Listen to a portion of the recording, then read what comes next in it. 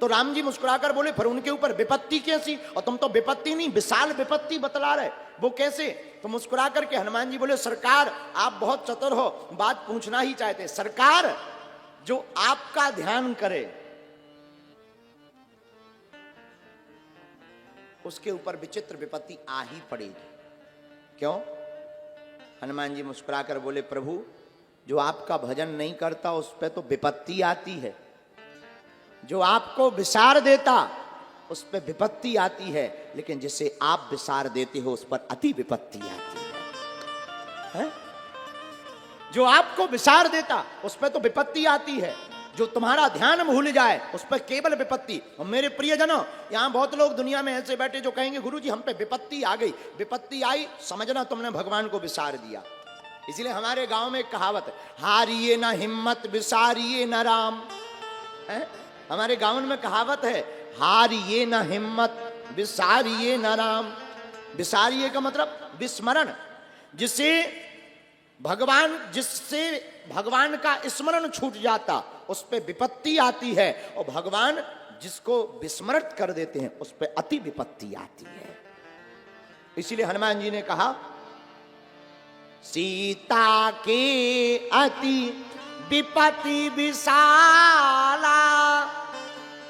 बहुत विशाल विपत्ति आई। राम जी बोले कौन सी? आपने उनको भुला दिया। राम जी बोले हमने भुला दिया? बोले बिल्कुल भुला दिया। कैसे भुलाया? हनुमान जी मुस्कुराकर बोले प्रभु याद करना, आप कभी विचार मन में करना कि जब सीता चरण चोंच हति भागा, राम इंद्रपुत्र जयंत कौआ बनकर आया, जानकी जी के चरणों पर चोंच लगाई, आपने तुरंत बाण से जवाब दिया। जानकी जी के माता के चरण पर चोंच मारने वाले कौआ को छोड़ा नहीं, तीनों लोकों में जगह ही नहीं दी, और जिन माता का हरण रावण ने कर दिया वो आज तक आराम से बैठा है। कुछ नहीं किया आपने। ये विपत्ति नहीं तो क्या है? आपने विसार नहीं दिया तो क्या है? अब ये तो विपत्ति ही हुई। इसलिए हनुमान जी कहते सीता के अति विपत्ति विशाला। एक कला है हनुमान जी में, वो जिसकी भी खबर सुनाएंगे, यहां पर देखो नाम लिया, माता नहीं कहा, सीता के अति विपत्ति विशाला। हनुमान जी की एक आदत बहुत प्यारी है। हनुमान जी जिसका भी संदेशा देंगे संदेश वाहक बनकर ही देंगे, पर संदेश वाहक बनकर वो इतने चरित्र में डूब जाते हैं उन्हें लगने लगता हम ही यही है। राम जी के सामने जानकी जी का संदेशा दे रहे तो सीधा नाम लेकर के सीता के अति विपत्ति विशाला, और जब माता जानकी जी को खबर दे रहे तो पहले तो ठीक है, लेकिन बाद में जब राम जी का वर्णन करना है तब हनुमान जी क्या कह रहे हैं? रघुपति कर संदेश अब सुन जननी धरो धीर, अस कहे कपि गद गद भयऊ भरे बिलोचन। रघुपति वैसे प्रभु कहते, स्वामी कहते, लेकिन संदेशा देना है तो नाम ले रहे। किसी ने हनुमान जी से पूछा कि आप नाम क्यों ले रहे? सीता इधर रघुपति, शर्म नहीं आती आपको? आप इनके दास होकर के स्वामी का नाम लेते हो, स्वामी का नाम नहीं लेना चाहिए। हनुमान जी बोले हम बोले तो नाम ना ले, जिसका संदेशा है वो खुद बोलता है। मतलब हनुमान जी बोले श्री सीताराम हमारे हृदय में है, और जब हम जानकी माता के पास गए तो हम तो खड़े हो गए, गदगद भये भरे बिलोचन नीर। और कोई रोता हो तो बोल नहीं पाता है, या तो रो सकता है या बोल सकता है। बोले हम तो रोते ही रहे, बोलने वाले राम जी बोलते रहे। और इधर सीता के अति विपत्ति विशाला, तो किसी ने कहा कि तुम माता जानकी जी का नाम ले रहे, तुम कह रहे कि हमारी वो माँ है और तुम माँ का नाम ले रहे, शर्म नहीं आ रही? हनुमान जी बोले हम नहीं बोल रहे, हमारे हृदय में तो जो सीता राम है उधर राम जी बोल रहे थे, इधर अब सीता जी बोल रहे। हनुमान जी कह रहे हम नहीं कह रहे, जानकी जी कह रहे।